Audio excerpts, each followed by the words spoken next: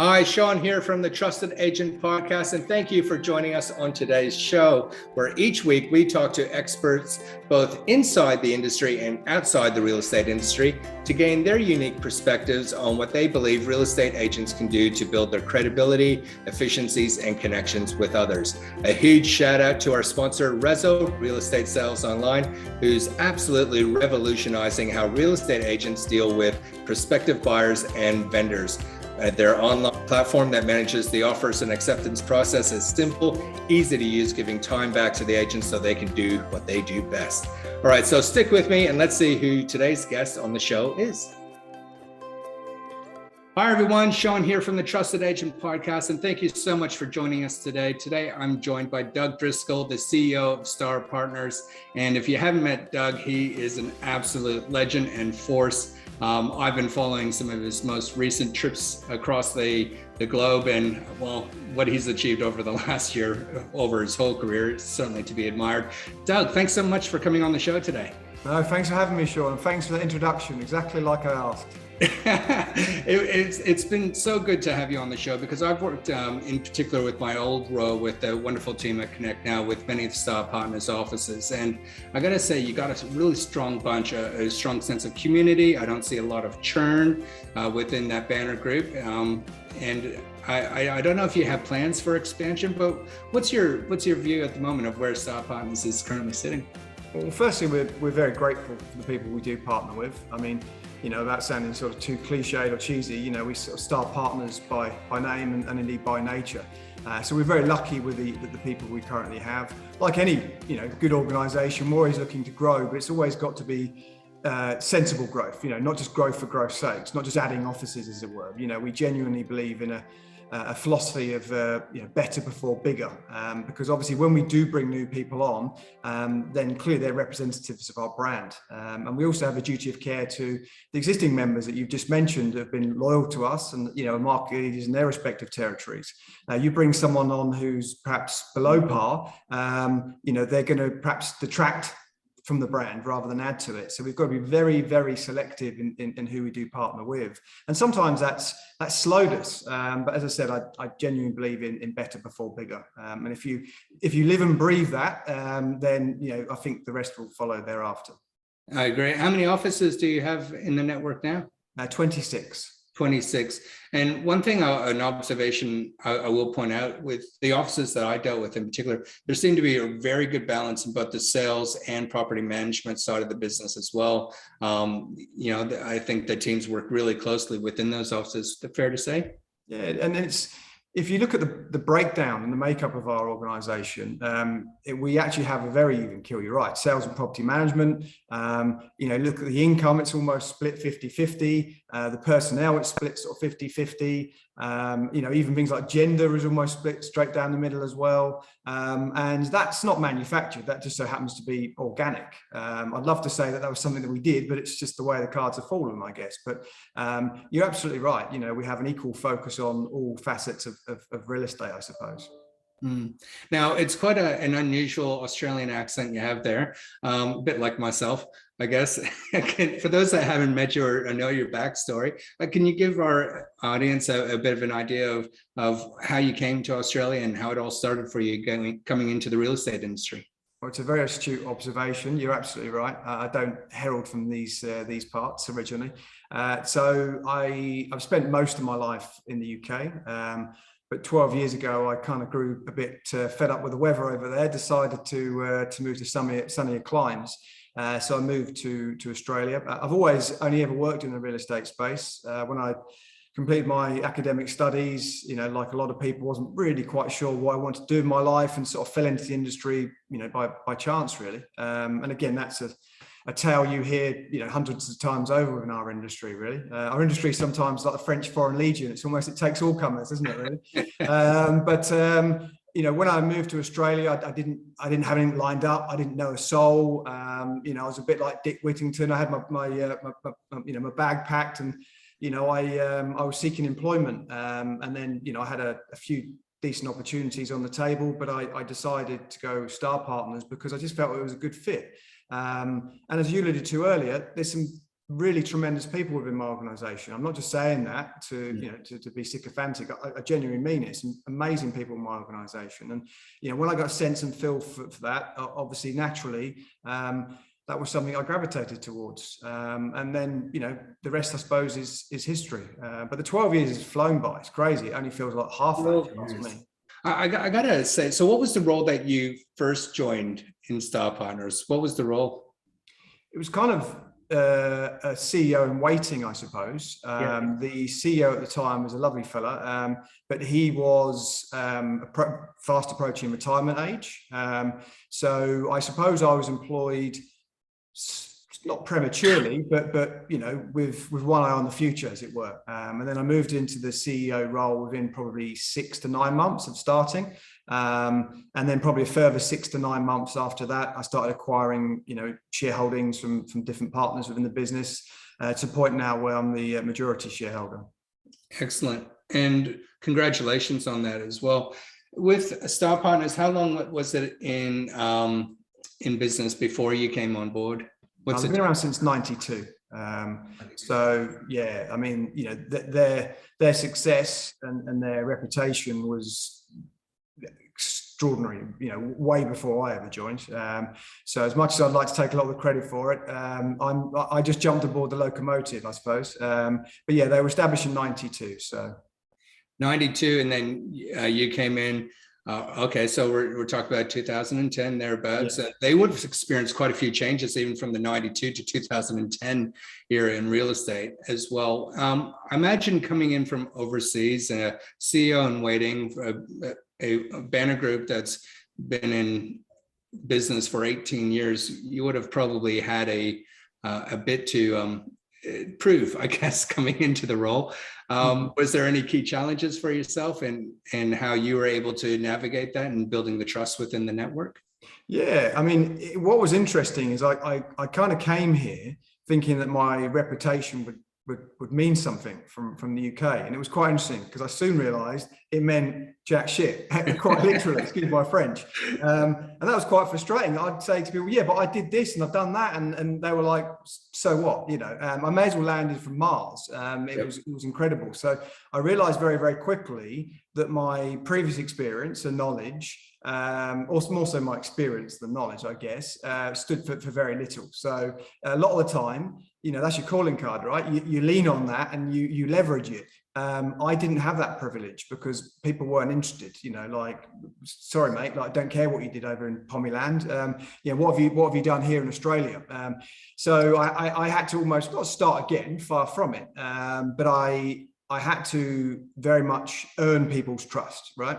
Because my reputation as such didn't exist in their eyes, because they didn't know the market in which I operated. They didn't know the company. They didn't, nor did they necessarily care. So obviously to gain their trust and respect, you've got to prove yourself. And in my role, you've got to demonstrate that, you've got their best interests at heart and you're working for them, which is exactly what we do.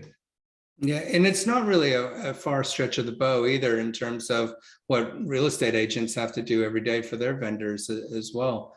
You're essentially working in their best interest, and you have to prove yourself, and your worth almost in that instant. Forget about anything in the past as well. What do you think some of the biggest challenges are for real estate agents in today's market in building that instant trust or credibility? Well, I don't think you can build trust instantaneously, funny enough. I think the agent's job at the moment is first and foremost to be on the shopping list. Obviously what you want to be is in an ideal world, obviously just the only agent they ask out to appraise your property, but the likelihood is you're probably going to be, one of 3 or 4. And the goal really, I think, is to do enough to be one of those 3 or 4, right? And have the opportunity of coming around and meeting the person. That is, of course, if the existing relationship doesn't exist. So I don't think there is such a thing as instantaneous trust. And I think when you look at that word trust at the moment, it doesn't stand for much in this day and age. As we sit here today talking in 2022, if you think about what we've gone through just in the last couple of years alone, I think trust is almost disintegrated, dissipated, as it were. And I think that's because society as a whole, we just don't trust anybody or anything anymore. We just don't, right? We've now become not just a nation, but a world of cynics and conspiracy theorists. I mean, if you think in the last couple of years, we've had, a couple of royal commissions, we've had the advent of things like fake news. You can't trust half the crap you read on social media nowadays. You then got COVID. Is it real? Was it manufactured? There's all these different things. So you got the Me Too movement. You got the Black Lives Matters. We've had so much. I mean, we had Bowie, Prince, and a lot of great artists dying just threw the world in upheaval since then. Actually, I think all of which has eroded the trust element, right? So. Yeah.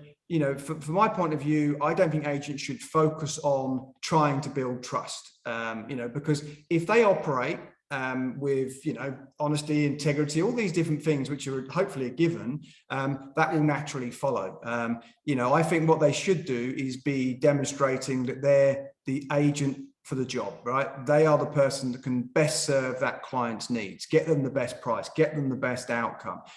Because when you get agents trying to build trust, they'll start using that phraseology or terminology in some of their marketing, which is absolutely the worst thing they can do. It's when someone says to you, "Oh, can I be honest?" It's like, well, what are you the rest of the time, right? But you'll see agents do that all the time. They'll talk about their own trustworthiness and their own integrity and stuff. And Jesus, if that isn't a given in our industry when we're dealing with someone's largest asset, then I don't know. That's crazy. So I think what we've got to do is just prove that we're capable and competent enough to do the job, and demonstrate that we're hardworking and demonstrate that we genuinely have the person or the client's interests at heart. And if we can do that, trust may or may not come. But I think we sometimes obsess on that. But as I say, in a society where no one trusts anybody anyway, what's the point? I mean, if you look at the Roy Morgan research, which is often referenced in our industry about how we're third from bottom at the 30 professions, I don't know if you know this, but the last research published was in 2021. The previous research was 2017, I think it was. And 29 of the 30 professions are now less trusted over that 4-year period. There's only one profession the public trust more than they did 4 years ago. 29 of the 30, they trust less, which I think really emphasizes and demonstrates just people's general lack of trust and the general skepticism and cynicism that obviously permeates society at the moment. Do you think it's their access to more information and people feeling like doing their own research that is increasing their knowledge, therefore they're feeling like they can question more or doubt more? Well, what do you think is driving it? Do you know, it's something that I've mulled over many a time, and I wish I knew. It's almost as if it's something in the drinking water, isn't it? I think society at the moment is not in a good place, right? We're very sort of polarized, and everyone seems to want to forward an opinion. COVID is a great example. You're actually in things like the Me Too movement, Black Lives Matters. Everyone has got an opinion, and everyone, is entitled to one, right? It's obviously the difference being is now with the platforms that are available, we're kind of forcing that down people's throats. And when someone has a contrary view to us, we shoot them down, tell them they're wrong. And that's probably where I have an issue. I mean, I hardly ever use Facebook anymore for that very reason. Once you've clicked on something once, the algorithm thinks you're interested in that and it starts feeding you all these different things and different people that you've got no interest in hearing from. And it just sends your blood pressure through the roof. So I now give Facebook generally a wide berth for that very reason, funnily enough. So as to why people have ended up like that, whether it be your right access to information, I don't know. But everyone seems to have an opinion and is not backwards at being forwards in airing it.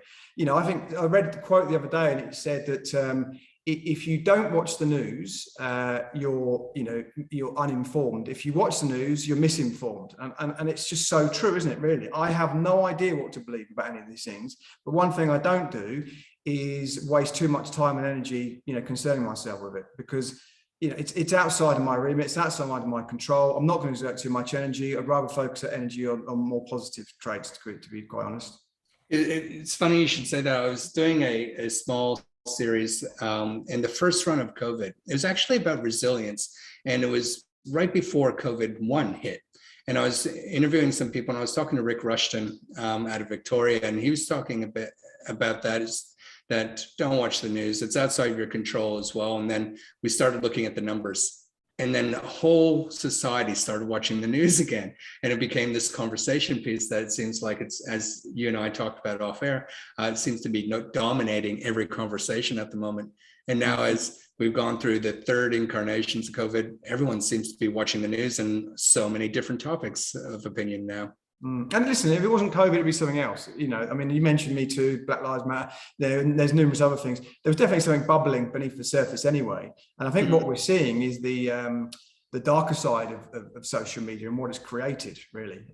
You know, and I think a lot of people go down these kind of rabbit holes and they get influenced. And I think people are more impressionable than we perhaps realize, you know, which is a nice segue from agents, actually, funnily enough, because one of my frustrations of agents at the moment is just how impressionable and or gullible they are sometimes, you know, and there's a very much a kind of monkey see, monkey do attitude a lot of the time in our industry. And you'll get like the elite in our industry as you would in any other. And then what you'll typically find is then you have everyone else, and everyone else is obviously climbing over each other to try to recreate what the elite are doing. And there seems to be a distinct lack of original thought and original content. You know, it is genuinely monkey see, monkey do. You know, R&D doesn't stand for research and development. It's rip off and duplicate. And in a world where we're all doing the same thing, it's actually then very different to stand out. And the brain is hardwired to notice things that stand out. To the point now where, you know, I actually think that a point of difference no longer really exists in our industry. You know, with 120,000 real estate professionals, you know, all vying for the same business, I'm not really sure there is a point of difference anymore. So what I actually say to a lot of my people now is strive for a point of better, not a point of difference. So if everyone's doing the same stuff, what you then need to do is demonstrate that you do whatever that may be better. Because by that then, because if everyone's doing the same, what it does do is it gives a consumer the option of choosing. Because if things are different, well, you're talking apples and oranges. If you're talking apples and apples, then you can see which is the riper, you know, the greener apple, opposed to the one that's, you know, more rotten, as the case may be. So a point of difference in our industry is something that we all strive for, and the very vast majority, you know, fail to reach or recognize. So I think from my point of view, as I said, original content is the key.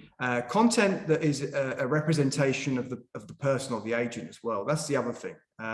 You know, because otherwise it becomes inauthentic or disingenuous. You know, one thing I will say about the public is, you know, as much as I've just said that we're all very cynical and all the rest of it at the moment, we're also quite clued up and cute at the moment. And by that, I mean that there's a cynical approach to it anyway, right? So we can spot authenticity from 10 paces. We can probably spot bullshit or smell it from 100, right? So you just need to be you. I know it's cliched, but just be the best version, right? Because otherwise, if that's not who you are, how are you going to start building up a connection or rapport with these people, which is obviously, you know, very much the fulcrum of sales, is it not? You know, sales, I think, is around the transfer of enthusiasm and, you know, sometimes having things in common with people, because that's that connection piece. So I think, as I said, at the moment, we've lost our way as an industry a little bit. There's a lot of content out there, a lot of noise. If you look at the statistics at the moment, only about 1.8% of the content that the real estate industry generates in social media is ever engaged with. Now, that could be a whole host of reasons as to why that is, but one of them will be that the content is not good enough. It's not interesting enough. You know, it's not spiking people's interests. So yeah, I think from my point of view, as I said, it's an interesting world in which we live in, and I think, you know, the industry is changing and evolving rapidly, and I think a lot of people are struggling to keep up at the moment and aren't quite sure what to do. I agree. I think we do see a lot of people, in particular, who are relatively new into the industry, wanting to get to the top straight away. And when we talk about the R&D, they forget that sometimes the elite have been working and honing their craft for years and sometimes decades to get to where they are. You brought up something before about being authentic and being you. One thing I also noticed about some, I won't say younger agents, I'll just say some agents, is that some agents struggle to actually know who they authentically are. Have you ever worked with team members or people in the industry in helping them discover who they are? 100%. And we'll go, sometimes we do this in workshops and sometimes we'll do this kind of one-to-one. It was a chap called Jeff Bezos. I think we all know who he is. What was he? Either richest or second richest man in the world, depending on when this is aired. But my uncle, yeah. Oh, your uncle, all right. I'll prove it somehow. Yeah, exactly. Yeah, I wish I was too. I'm third cousin removed. He said about a brand. He said a brand is what someone says about you when you're not in the room. And the same thing applies to a personal brand. And I think you're right. I think a lot of people were attracted to our industry because they see all the trimmings and trappings and the nice cars and the fancy suits and stuff. And you're right. What they do is they naturally gravitate towards that, and they recreate that persona themselves. But that's disingenuous, as I said. So when we sit down with them, we go through their personal brand proposition about who they are, what they stand for, and sometimes it's about asking some of those more pressing questions. But you're absolutely spot on. I think we're almost looking cookie cutter now as an approach. And I think it was actually the Dalai Lama that said that. Wrong is still wrong when everyone's doing it, and right is still right when no one is doing it. And it's who thought I'd be quoting Dalai Lama, but so I'm sure it was Dalai Lama said that. If not, I'll claim that as my quote. So I look at it and I just think to myself, there are a lot of younger, impressionable, as you put it, almost lost souls that are entering our industry, and I think, like I said, they've just got to be a better version of themselves. And I hate using those kind of terms because it's so cringe and cliche, but it's absolutely true. Because if you want longevity in this industry, you've got to build foundation stones, and they've got to be solid, genuine foundation stones. And you're absolutely right. Some of these high flyers, they're what we joke as being the 20-year overnight successes, right? And what's interesting about our industry, and one of the reasons why I don't think we're trusted as much as we are, is we only ever want to show the shiny side, right? So if you think about it, agents typically, and I know this because I've only ever been around this industry, so I know how hard agents work. They don't often show that side of things, right? So an analogy I would always use that of a swan. If you think about it, agents always want to show the graceful side, never a feather out of place, just, almost gliding across the water. Whereas under the surface, their legs are going like Billy-O, right?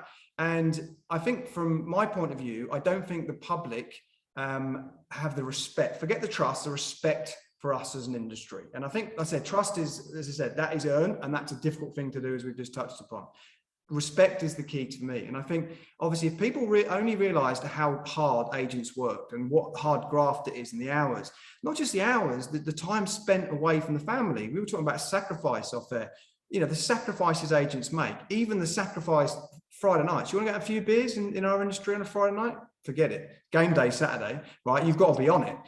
Saturdays themselves, if you've got a family, then you're away. You want to partake in certain sports and stuff at the weekend. Forget it. You can't, right? And I think a lot of the public don't realize these things because that's not the stuff that we necessarily want to show them. And I'm not saying that we should tell them a sob story, clearly, because I don't think they'll have much sympathy and they won't be reaching for the violins, clearly. But the only thing we do show them, though, are the German sports cars, the Italian suits and the Rolex watches, right? So when you see all those things on social media, the profile videos and stuff, how many times have you seen the agent, the day in the life agent video, when they're driving around, always make sure you get Mercedes logo on the steering wheel, and make sure you get the Rollie in.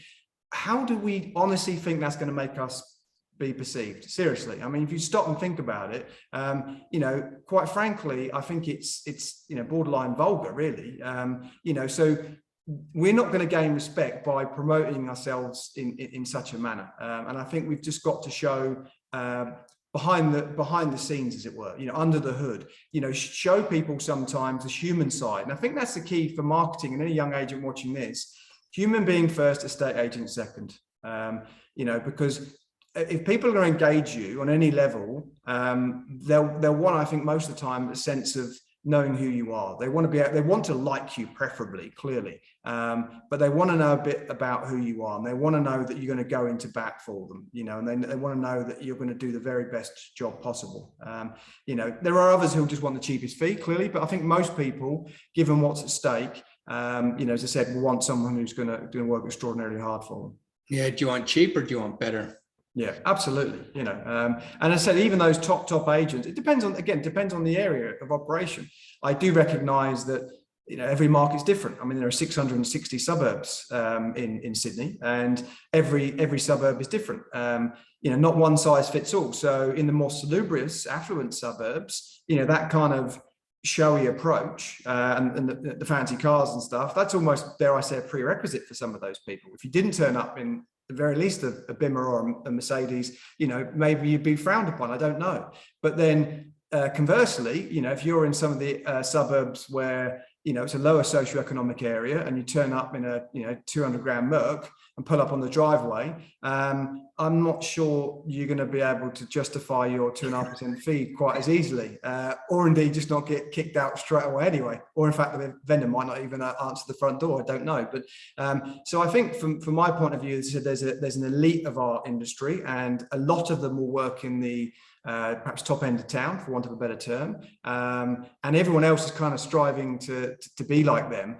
I think definitely be like them in terms of their habits and behaviors, because those guys or girls work extraordinarily hard. But obviously don't forget that it's a case of horses for courses. So they're the right horse for that particular course. So as I said, it's always good to get inspiration, but I don't think we should just be ripping people off blatantly and bluntly and expect to be a success as a result of it. Yeah, there's a lot of stuff that goes on behind the scenes. Absolutely.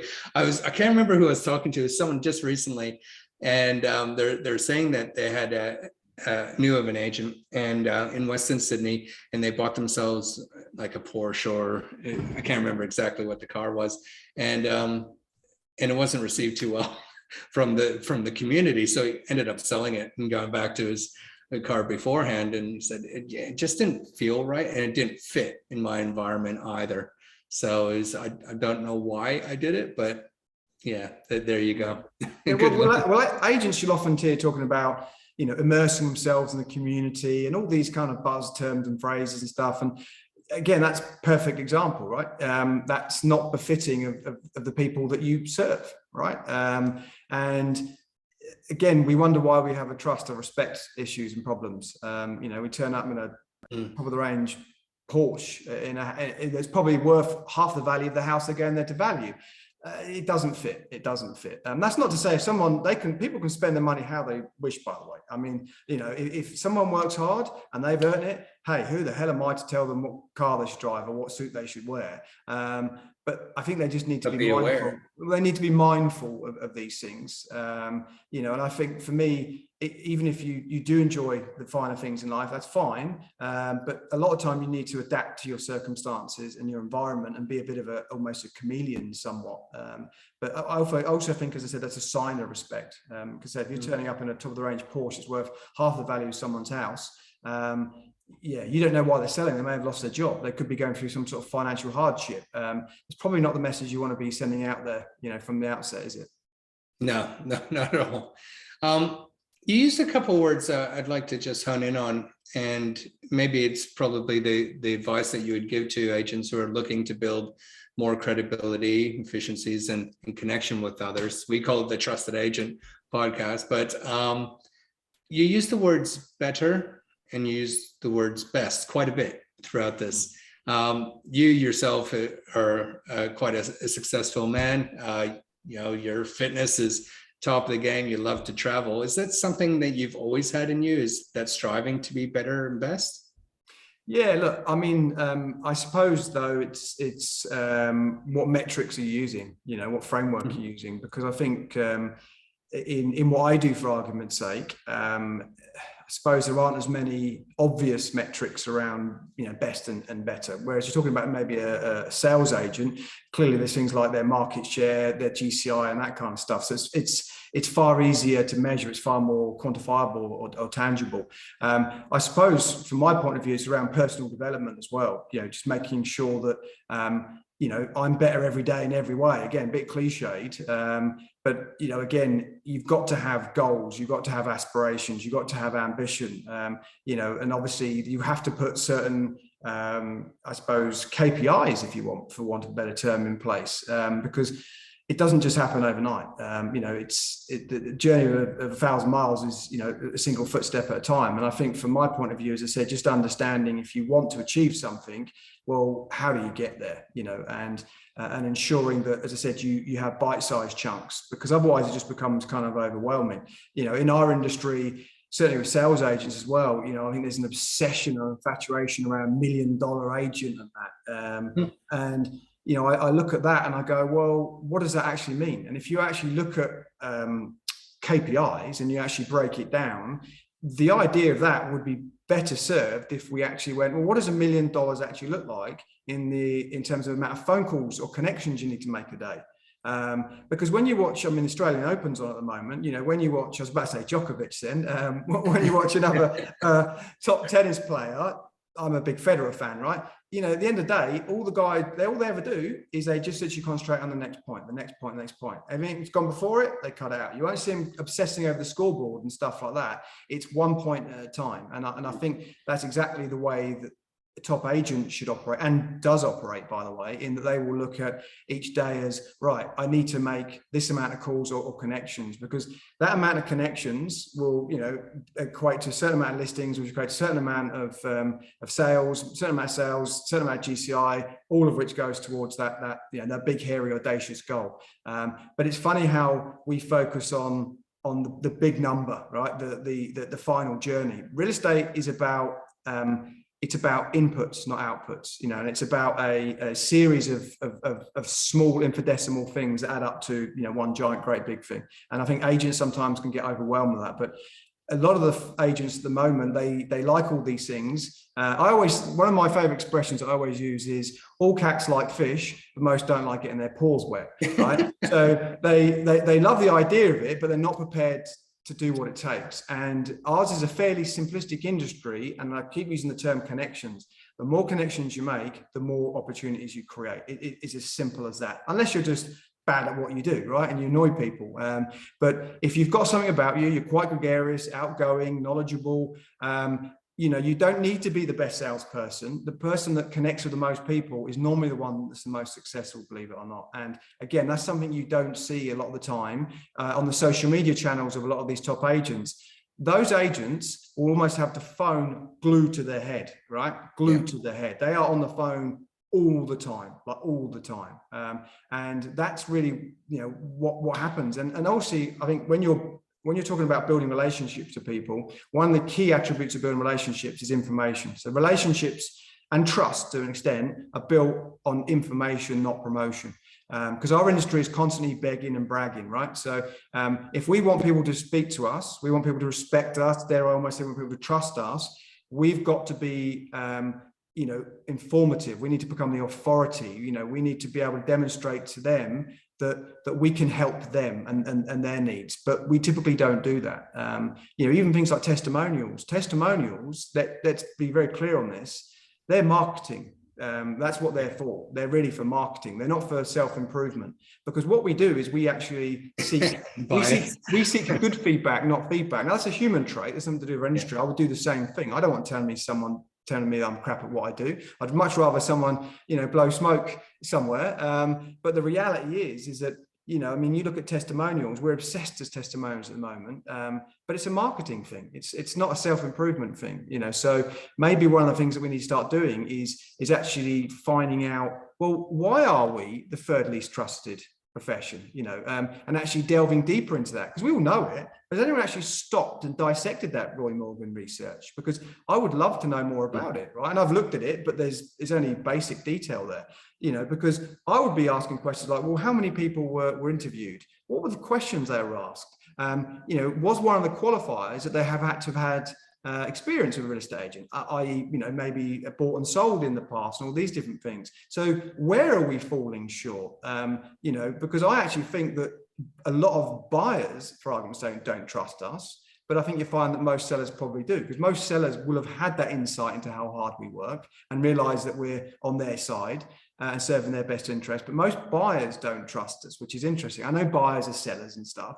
but that's the sort of stuff where I think we need to start having a close look at as an industry, understanding, well, why aren't we getting the respect that we think we deserve, and why are we constantly and consistently, time after time, in the bottom 3 least trusted professions in the country. And that plays out in more or less every other country, by the way. It's the same thing in the UK, and I know it's the same thing in the US. But I'd say I would love to dissect that information further and find out, why is there a lack of respect and why is there a lack of trust? And obviously that way we can then perhaps do something about actually fixing it or rebuilding some of that trust or gaining it in the first place.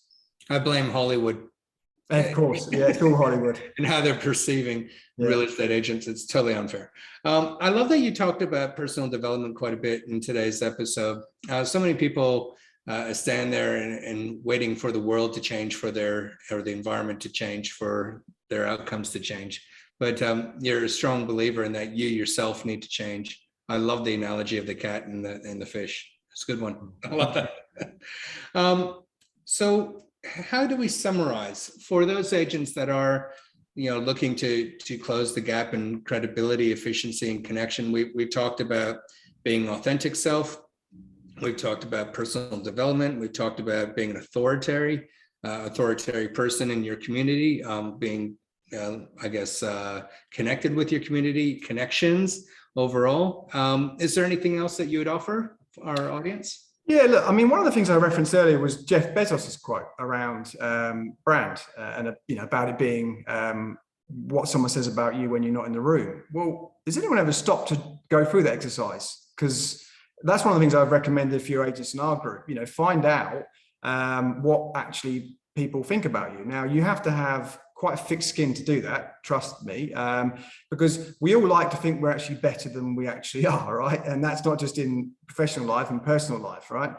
But if you've got some sort of gauge of what people think about you, I'm talking in a constructive sense here. I'm not talking about giving people like a crisis of confidence. I'm talking about constructive sense, because that then is particularly their personal brand, and that's what they should build all their content and marketing around, because you talked about a lack of identity for a lot of these people. Well, that'll give you something to hang your hat on. That'll give you your brand proposition. That'll give you a sense of what people think you stand for, and then you can start obviously adding layers thereafter. I also touched upon the feedback as well. Start seeking genuine feedback. Start almost seeking the bad stuff. Again, it's not the stuff that you want to hear, but it's the stuff you need to hear. And obviously then I suppose the rest of that then is just introspection. Don't kid yourself, because when you're alone with your thoughts at night, when your head hits the pillow, don't kid yourself. Understand what you're good at and where your limitations are. Look at the areas that you can improve and double down on that stuff. Professional development or personal development is everything. There's so much content at the moment, most of which is free.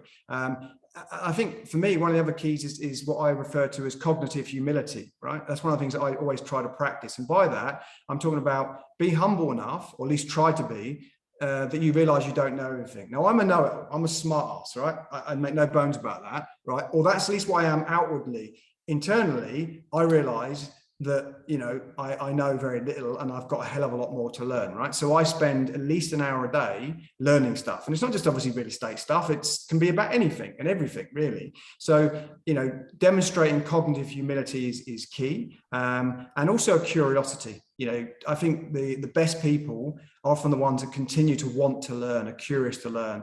They realize that, the only constant is change itself. If you looked at our industry and how we do what we do, and if you go back 6 months ago, 12 months ago, 3 years ago, it is a dramatically different landscape. And that's because a lot of what we do is driven by obviously technology now. And that moves, as we know, at a serious rapid rate. So from my point of view, as I said, having a curious mind, demonstrating cognitive humility, seeking genuine, authentic feedback about who you are. And if you do those things, at least you'll get a clear identity of how people perceive you. And that will be your perhaps inner sanctum or inner circle. But that would obviously then flow out to obviously how you can promote and project yourself to a wider audience thereafter.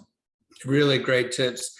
For our audience, there was 2 previous episodes of the Trusted Agent podcast, one with Nicole Hatherley and one with Ryan Roten. There's some free tools there available to work out your personal brand, or at least get started on there.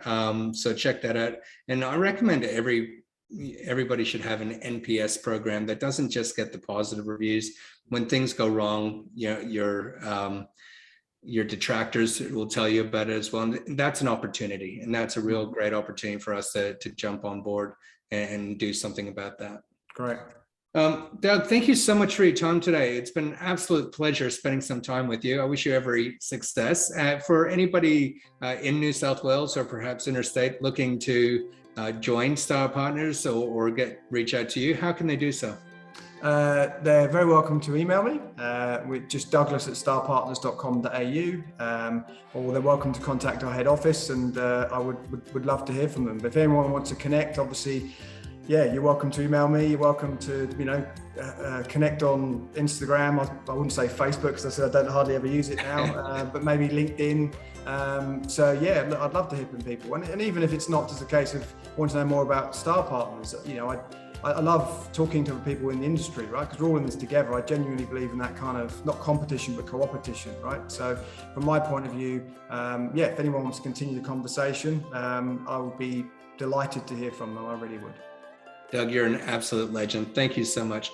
For our audience today, thank you very much for joining us on the Trusted Agent Podcast, and we look forward to seeing you on the next episode. All the best. Bye.